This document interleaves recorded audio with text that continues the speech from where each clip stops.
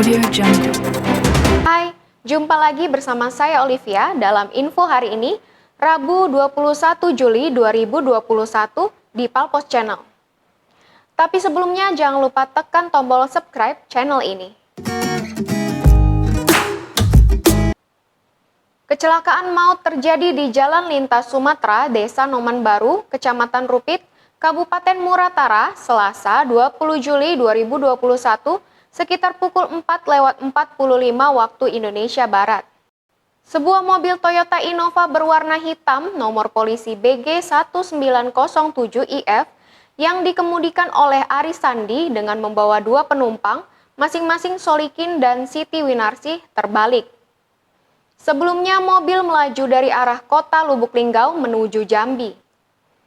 Di tempat kejadian, belum diketahui penyebabnya, tiba-tiba mobil menabrak pohon pelindung di tepi jalan. Dalam kejadian tersebut, satu orang meninggal dan dua lagi mengalami luka-luka.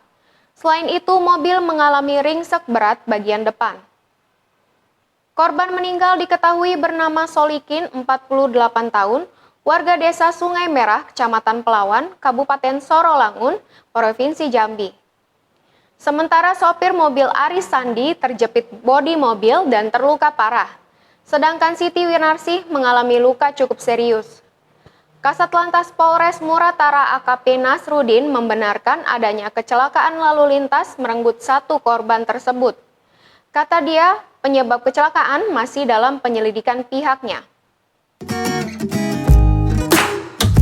Demikian laporan reporter kami Alam Pauh dari Kabupaten Muratara. Nantikan terus info terkini Palpos Channel.